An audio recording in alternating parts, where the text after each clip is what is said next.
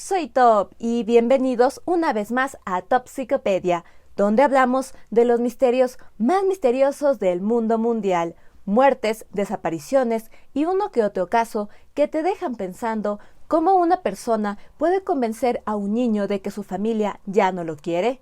Por si aún no se han dado cuenta, este es mi primer video sin brackets. Me los quitaron el día de ayer y me pusieron retenedores. Me siento un poco extraña y el día de ayer no podía hablar muy bien. Les pido perdón si en algunas partes hablo un poco más despacio, ya que estoy intentando pronunciar muy bien las palabras y acostumbrarme a los retenedores y al no tener brackets. Antes de comenzar, si les gusta mi contenido, no olviden suscribirse y activar la campanita para que les avise cuando hay un nuevo video en Topsicopedia. Yo subo videos todas las semanas. Aquí están mis compañeros de misterio. ¿Quieres ser uno de ellos? Por favor, apóyame directamente en mi cuenta de Patreon. Esto me ayudaría muchísimo para poder mantener mi canal y tú recibirías varios beneficios. Y sin más, hoy hablaremos del trágico caso de Steven Steiner.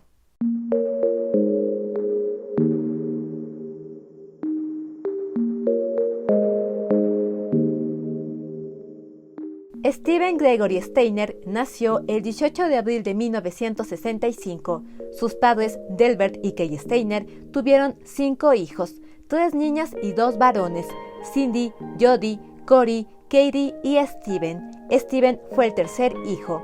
Los 5 crecieron en la ciudad de Merced, en California, Estados Unidos, en la calle Beat Street. Delbert trabajaba como mecánico en una empresa de latas y Kate se dedicaba a ser ama de casa. La familia fue descrita como un hogar de clase media. Todos los niños asistían a la escuela y llevaban una vida tranquila. Steven fue descrito como un niño tranquilo, alegre, le gustaba pasar el rato con sus amigos en el parque, andar en bicicleta y en patineta.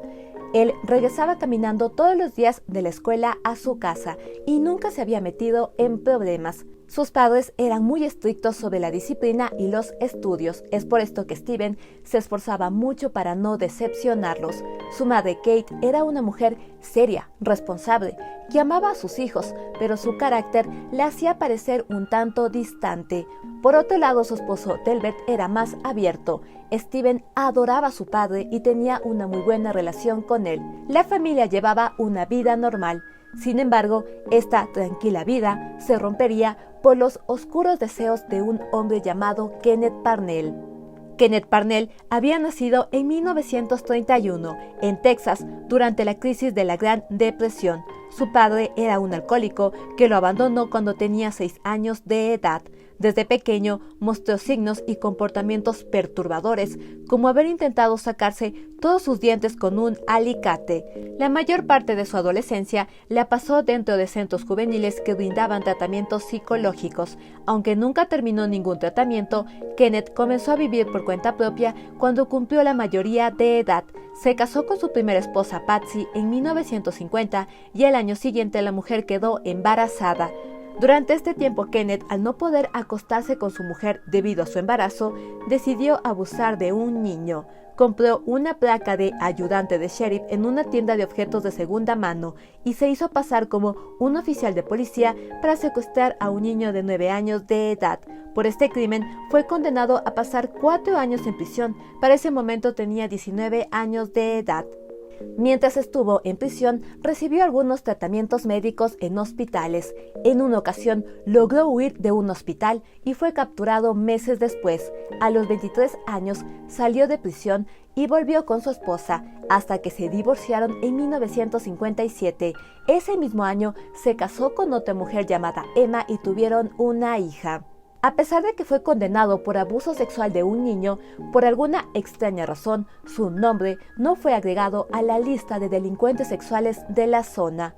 A principios de la década de los 60, él volvió a prisión por robo a mano armada. Mientras cumplía su condena, se divorció de su segunda esposa.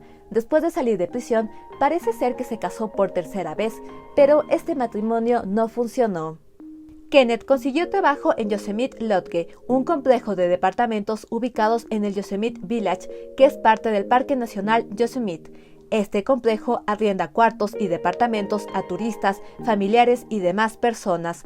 Allí él trabajaba como personal de recepción y de contabilidad. Los años pasaron. Kenneth se sentía solo, no tenía contacto con sus hijas o con sus ex esposas y tenía la necesidad de tener a alguien de quien cuidar y hacer suyo. Es así que comenzó a elaborar un plan para secuestrar a un niño. Mientras trabajaba en el complejo de departamentos, se hizo amigo de un hombre llamado Erwin Murphy. Erwin sufría de retardo de aprendizaje y fue descrito como una persona ingenua y confiada. Kenneth le dijo a Erwin que planeaba convertirse en ministro religioso y lo convenció de que necesitaba secuestrar a un niño para criarlo bajo un tipo de enseñanza religiosa.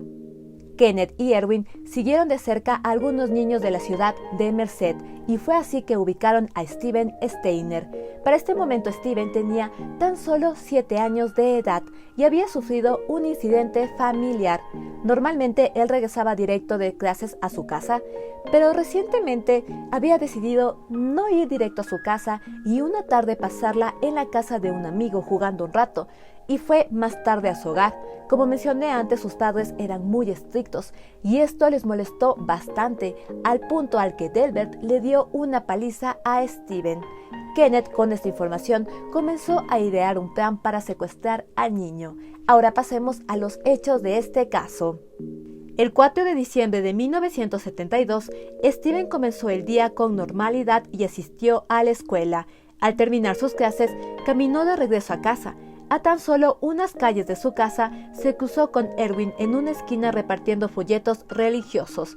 Erwin detuvo a Steven y le preguntó si su familia estaría interesada en donar a la iglesia.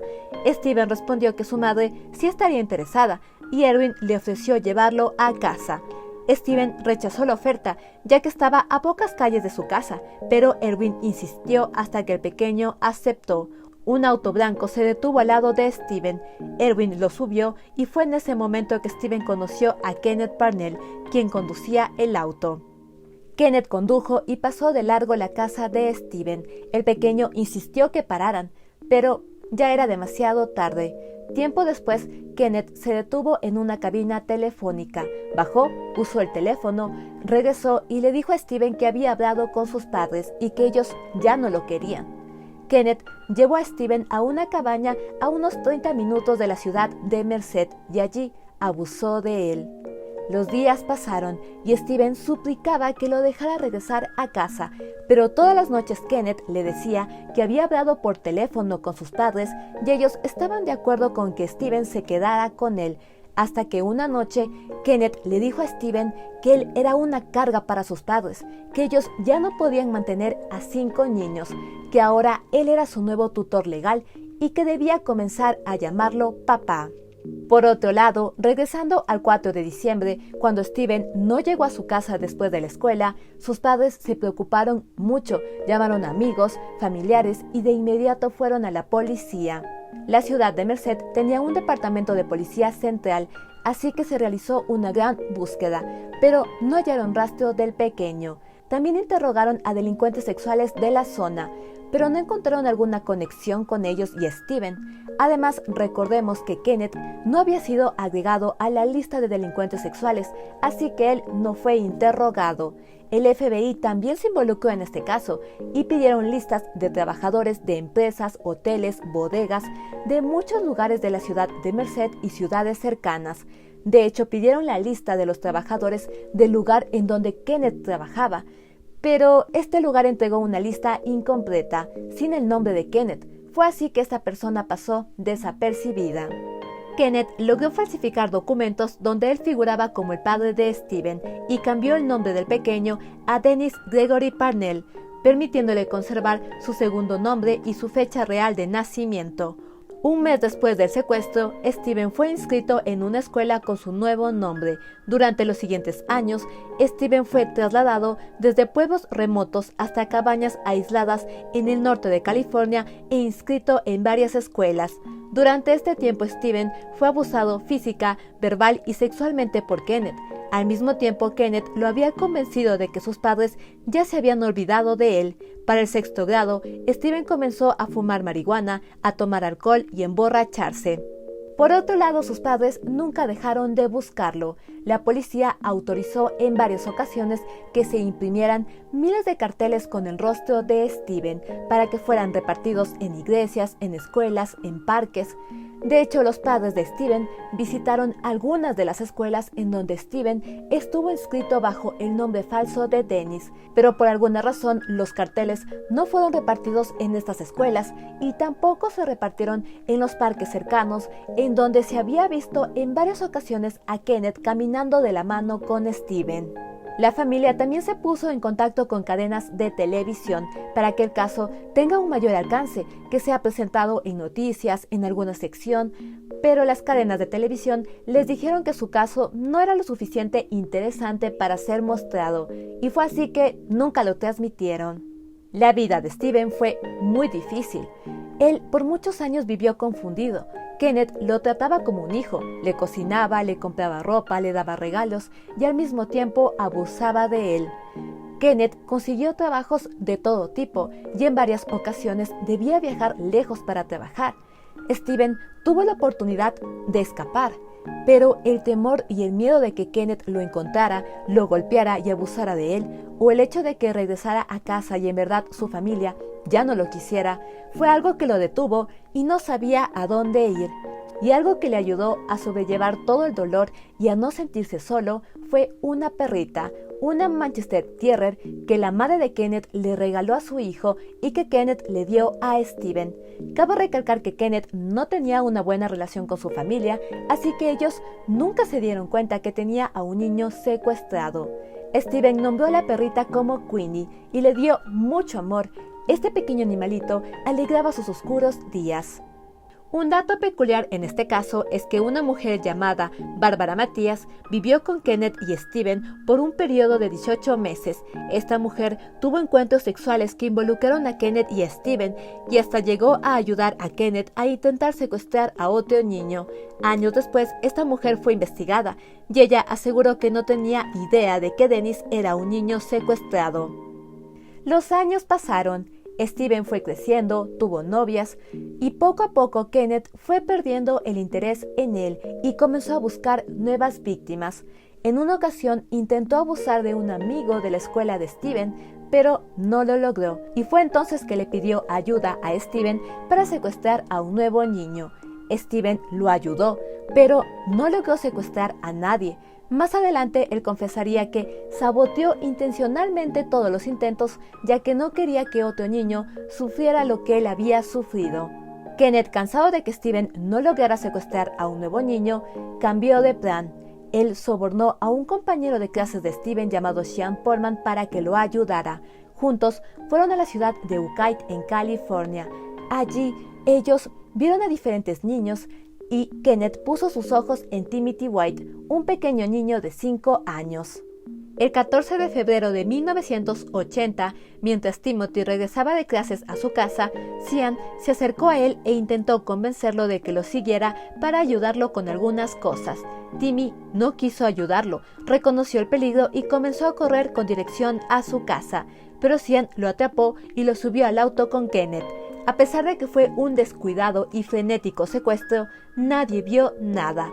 Ese mismo día, los padres de Timmy hablaron con las autoridades, repartieron volantes, se realizaron búsquedas, pero no se encontró rastro del pequeño.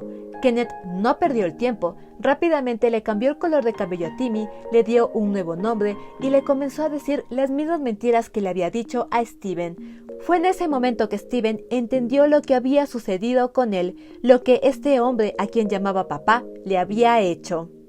Steven vio a Timmy llorar todas las noches porque quería regresar a casa, y él sabía que Timmy tenía una familia que lo extrañaba, y comenzó a pensar que quizás su propia familia también lo extrañaba. Steven regresó temprano todos los días después de la escuela para estar al lado de Timmy todo el tiempo y no dejar que Kenneth lo tocara. Después de 2 semanas, Steven tomó una decisión. Él quería terminar con todo esto. No podía ver sufrir a Timmy, simplemente no pensé que fuera correcto que él tuviera que pasar por lo mismo que yo. Realmente no tenía que hacerlo, había alguien allí que podía detenerlo, y ese era yo. Comentario de Steven. El 1 de marzo de 1980, después de que Kenneth saliera a trabajar para su turno nocturno de guardia de seguridad, Steven tomó a Timmy y juntos hicieron autostop hasta llegar a la ciudad de Ukiah, en California. Steven quería llevar a Timmy de regreso a casa. Caminaron por la ciudad y en varias ocasiones Steven cargó a Timmy en su espalda. Lamentablemente era muy de noche y Timmy no pudo reconocer las calles o el barrio donde vivía. Así que Steven cargó a Timmy y lo llevó hasta el departamento de policía local. Cuando llegaron a la estación de policía, Steven le dijo a Timmy que entrara y les dijera su nombre a los oficiales, que ellos lo llevarían a casa. Timmy estaba muy nervioso. Caminó por un tiempo, pero luego regresó corriendo y llorando a abrazar a Steven. Un policía vio esta escena y esto le pareció muy extraño y le llamó la atención, así que ambos niños fueron detenidos. Steven fue interrogado por ser sospechoso del secuestro de Timmy, pero poco a poco él fue diciendo la verdad, hasta que confesó que llevaba 7 años secuestrado y que vivía bajo un nombre falso. Tengo 14 años. No sé mi fecha de nacimiento verdadera, pero utilizo el 18 de abril de 1965. Sé que mi nombre es Steven. Estoy bastante seguro de que mi apellido es Steiner, y si tengo un segundo nombre, no lo recuerdo. Extracto de la declaración de Steven. La policía no tardó en encontrar los reportes de niños desaparecidos de Timmy y Steven. Para la mañana del 2 de marzo de 1980, Kenneth ya había sido arrestado bajo la sospecha de haber secuestrado a ambos niños. Después de 16 días, Timmy regresó con su familia y después de 7 largos años, Steven también. Kenneth fue juzgado en juicios separados. Su abogado defensor alegó que Steven podría haberse ido en cualquier momento, pero decidió no hacerlo, así que prácticamente no se encontraba privado de su libertad. Los fiscales refutaron la defensa, argumentando que Steven era un prisionero psicológico y el secuestro fue un evento continuo durante los 7 años que estuvo captivo. Kenneth Parnell fue sentenciado a un total de 7 años de prisión por el secuestro de Steven y de Timmy. No se lo acusó por abuso, solo por secuestro. Fue puesto en libertad condicional después de cumplir solo 5 años de condena. Por otro lado, Steven gozó de un momento de fama. Fue llamado héroe por la sociedad al lograr que el pequeño Timmy no sufriera el mismo destino que él. Salió en televisión junto con sus padres y recibió la atención de los medios. A pesar de que Steven volvió con su familia, las cosas no fueron fáciles para él. Había estado lejos 7 años. Él ya no era un niño, pero sus padres lo trataban como uno. Durante el tiempo que vivió con Kenneth, se le permitió fumar, tomar alcohol, y sus padres eran muy estrictos y no permitieron este tipo de comportamientos. Otro aspecto que le afectó bastante es que sus padres no le permitieron tomar terapia. Ellos creían que lo único que necesitaba era el calor familiar y que poco a poco él mejoraría. También le obligaron a no revelar los detalles sexuales de su secuestro. Algo muy interesante que leí en una fuente sobre este caso es una reflexión que hacía el autor, donde decía: no sé qué fue peor, el abuso que sufrió o el hecho de que tuvo que seguir adelante sin ayuda para afrontarlo. Steven no logró encajar en su hogar y en su secundaria sufrió bullying. Todas estas cosas le afectaron bastante. No terminó la secundaria y fue echado de casa. Regresé casi como un hombre adulto y sin embargo mis padres me vieron al principio como su hijo de 7 años. Después de que dejaron de intentar enseñarme las reglas familiares, la situación mejoró. Pero, ¿por qué mi papá ya no me abrazaba? Supongo que 7 años también lo cambiaron. Todo había cambiado. A veces me culpo a mí mismo. A veces no sé si debería haber vuelto a casa. ¿Habría estado mejor si no lo hubiera hecho? Steven en una entrevista en 1984. A la edad de 19 años había acumulado $1,100 en multas de tránsito que no pudo pagar. Al final le suspendieron su licencia de conducir. Estudió soldadura en el Merced College, pero no trabajó en el área. Tuvo varios trabajos como vendedor de comida rápida, repartidor de pizzas, guardia de seguridad, entre otros. Su vida fue mejorando cuando conoció a Jody Edmondson. Salieron durante un año y se casaron en 1985. Steven tenía 20 años y Jody 17. Ambos tuvieron 2 hijos, Ashley y Steven Jr. Mientras su vida mejoraba, una productora de televisión se acercó a él para comprar los derechos de su historia y realizar una miniserie. Esta fue llamada I Know My First Name is Steven. Sé que mi primer nombre es Steven. La serie fue transmitida por primera vez el 23 de mayo de 1989. En esta, Steven tuvo un cameo como uno de los policías que escoltaba a su personaje cuando se reencontró con su familia. La serie tuvo una muy buena acogida y fue nominada a 5 premios Emmy. A Steven le gustó mucho que la serie tuviera éxito, ya que esta ayudó a visibilizar la problemática de los secuestros infantiles, aunque no estuvo muy de acuerdo de cómo retrataron a su personaje, ya que era un niño muy grosero con los adultos y sus padres, algo que él dijo no era verdad. Steven dio conferencias en escuelas, fundaciones y en grupos de ayuda para niños desaparecidos y junto con su mamá testificaron en la Asamblea Estatal para una ley de reforma para aumentar las condenas por secuestros de niños. Steven se convirtió en la esperanza de que un niño secuestrado puede volver a casa y al mismo tiempo era un padre ejemplar. Para mantener a su familia consiguió 2 trabajos, el primero como ayudante de limpieza en la empresa de su suegro y el segundo como ayudante de gerente en un Pizza Hut. Aunque él recibió una gran cantidad de dinero por haber vendido los derechos de su historia, él no dejó de trabajar, quería darles una mejor vida a su familia. Él cuidaba mucho a sus hijos, nunca los perdía de vista, les daba consejos, no quería que sufrieran lo mismo que a él le había pasado. Aunque su matrimonio tuvo bajas y altas, él se esforzaba mucho, estaba empeñado en que podía tener una mejor vida y darles una mejor vida a sus hijos. Pero lamentablemente las cosas no fueron como él las planeaba. El 16 de septiembre de 1989, poco antes de las 5 de la tarde, Steven terminó su turno en Pizza Hut. Ese día había estado lloviendo muy duro. El jefe de Steven le sugirió que condujera la camioneta de la tienda para que regresara seguro y seco a su casa, ya que Steven conducía una motocicleta y meses antes alguien había robado su casco. Steven le recordó a su jefe que él no tenía licencia de conducir y no quería que la empresa se metiera en problemas por llevarse el camión. Rechazó su oferta y condujo su moto de regreso a casa. En el camino fue golpeado por un conductor que lo dejó en el suelo con graves heridas y se dio a la fuga. Steven fue llevado al hospital y a las 5:35 de la tarde fue declarado muerto. Tan solo tenía 24 años de edad. 500 personas asistieron a su funeral, entre ellas Timmy White, quien para ese entonces tenía 14 años de edad. Steven fue enterrado junto con sus abuelos en el cementerio del distrito de Merced. Steven estuvo luchando mucho para definir quién era, Steven o Dennis, y aún así siempre tenía una gran sonrisa en su rostro. Pero ya no le duele, ya nadie puede hacerle daño, ahora es libre. Comentario de Jody, viuda de Steven. La inscripción en el ataúd de Steven decía, regresando a casa. El responsable del accidente fue identificado como Antonio Loera, quien huyó de la ciudad. Más tarde fue encontrado en Tijuana y devuelto a la ciudad de Merced. El hombre solo cumplió 3 meses de cárcel y pagó una multa de $100. La sociedad y la familia lidió con una gran pérdida y al año siguiente un tío de la familia fue asesinado a sangre fría. Este caso no se resolvió. Parecía como que las tragedias estuvieran detrás de la familia Steiner y la historia aún no termina. El hermano mayor de Steven, Kerry Steiner, creció y tuvo una vida muy diferente a la de Steven.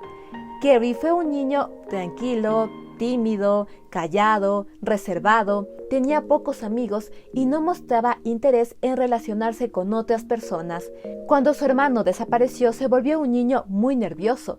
A menudo usaba gorras para evitar arrancarse los cabellos y su escapatoria fue el dibujo. Mientras fue creciendo, tuvo varios inconvenientes para relacionarse con mujeres y en una ocasión se expuso desnudo frente a una amiga de sus hermanas. La muerte de Steven fue difícil de conllevar para él y después de la muerte de su tío cayó en una crisis nerviosa donde se volvió violento. Dijo que tenía ganas de subirse a un camión, conducirlo a una tienda, matar al jefe y matar a todos, y luego incendiar el lugar. Fue entonces cuando le dije, tienes que ir a ver un médico, Kerry. Comentario de un ex amigo de Kerry. Kerry nunca buscó ayuda. y se refugió en Yosemite Park, donde consiguió trabajo como ayudante de los complejos Sedat-Lodge.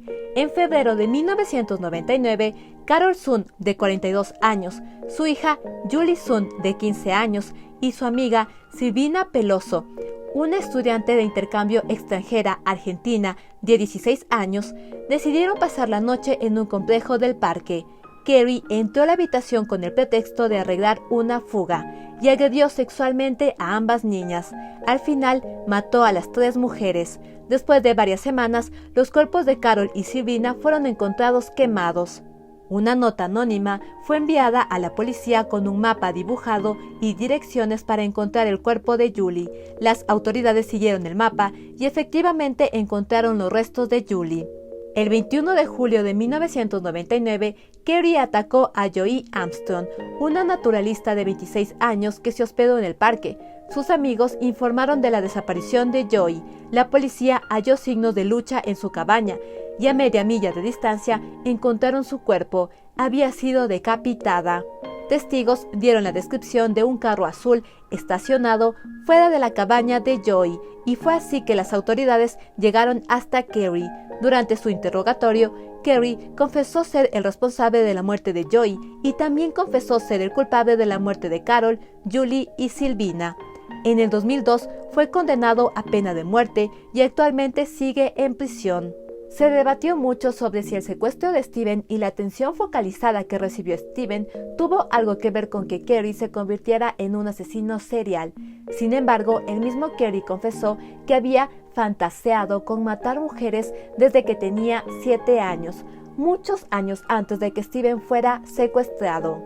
Algo muy peculiar es que cuando Carrie fue detenido y recibió su condena, él pidió que le dieran el mismo trato que a su hermano, que le hicieran una película o una serie sobre su vida, algo muy extraño. Por último, algo no muy mencionado sobre este caso es que después de que Steven logró escapar, él recuperó a su perrita Queenie y la llevó a vivir con él, sea a donde fuera. La cuidó hasta que Queenie falleció. Sin duda él amaba mucho a esta perrita, ya que fue ella quien le alegró los oscuros días que pasó privado de libertad. Después de salir de prisión, Kenneth Parnell intentó llevar una vida normal. Sin embargo, en enero del 2003, trató de convencer a su enfermera personal de que secuestrara a un niño por $500 y fue sentenciado a cadena perpetua bajo la ley de 3 strikes de California. Al momento tenía 72 años de edad. Kenneth cumplió menos de 4 años de sentencia y murió en enero del 2008. Timothy White se convirtió en diputado del Departamento del Alguacil del Condado de Los Ángeles. Se casó y tuvo 2 hijos. El 1 de abril de 2010 murió con tan solo 35 años de edad de una embolia pulmonar. Ese mismo año se inauguró una estatua que conmemora la valentía de Steven en su ciudad natal de Merced. La estatua está dedicada al coraje de Steven y a todos los niños desaparecidos, con la esperanza de que algún día ellos también puedan regresar a casa. Y eso fue todo sobre el trágico caso de Steven Steiner. Steven tuvo la valentía de dejar a Kenneth y no permitir que Timmy sufriera lo mismo que él. Este acto fue considerado una hazaña heroica. En este tipo de casos donde un niño desaparece, la familia siempre mantiene la esperanza de encontrarlo con vida, y en esta ocasión fue así. Sin embargo, pudimos ver todas las complicaciones que tuvo que afrontar Steven por haber vivido su infancia y adolescencia en un ambiente muy diferente al de su familia, y al regresar él no logró encajar. Personalmente, yo creo que por muchos años Steven estuvo debatiéndose sobre si era Steven o Dennis, y el hecho de que su familia no le permitiera tomar terapia fue algo que le afectó bastante, ya que él no encontró el momento de cómo desahogarse, hablar de sus dudas, decir todo lo que sentía para poder continuar. Este caso me recordó al caso de Delano Freud y Sharon Marshall. En el testimonio de Steven pude ver reflejada la misma situación que tuvo que haber vivido Sharon, y creo que ahora entiendo mucho mejor el miedo y terror psicológico que debe haber vivido Sharon, y porque ella nunca tuvo la valentía de dejar a Freud. Por último, la miniserie de este caso llamada I Know My First Name is Steven es muy buena. También la convirtieron en una película larga de más de 3 horas, así que si tienen tiempo libre, yo les recomiendo verla. Díganme ustedes, ¿habían escuchado sobre este caso? ¿Están de acuerdo con la condena que recibió Kenneth por haber secuestrado a Timmy y a Steven? ¿Creen que el secuestro de Steven tuvo algo que ver con que Kerry se convirtiera en un asesino serial? ¿Creen que si Steven hubiera recibido terapia, su vida hubiera sido diferente? Déjenme sus opiniones aquí abajo, como siempre yo las estaré leyendo.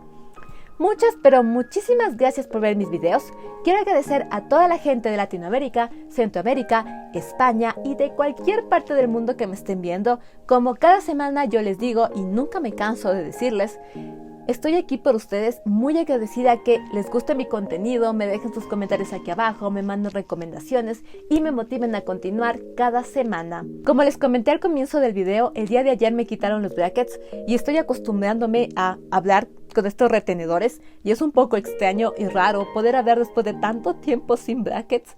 Yo les pido disculpas si en algún momento pronuncié mal una palabra o hablé muy lento o mi voz suena extraña, porque yo misma aún me estoy acostumbrando a hablar de nuevo y tenía que grabar hoy el video porque si no lo grababa hoy no tenía el suficiente tiempo para editar, hacer las animaciones y que se estrenara el día lunes, así que me he esforzado mucho. Si les gusta mi contenido, no olviden darle like, comentar, suscribirse y compartir con todos sus amigos, eso me ayudaría mucho. Aquí están mis compañeros de misterio. ¿Quieres ser uno de ellos? Por favor, apóyame directamente en mi cuenta de Patreon. Esto me ayudaría muchísimo para mantener el canal y tú recibirías varios beneficios. Puedes suscribirte en este momento a mi canal de YouTube aquí, donde está saliendo mi cara. Soy Top y nos vemos en un siguiente video en Top Ciclopedia. Bye, bye, bye, bye, bye.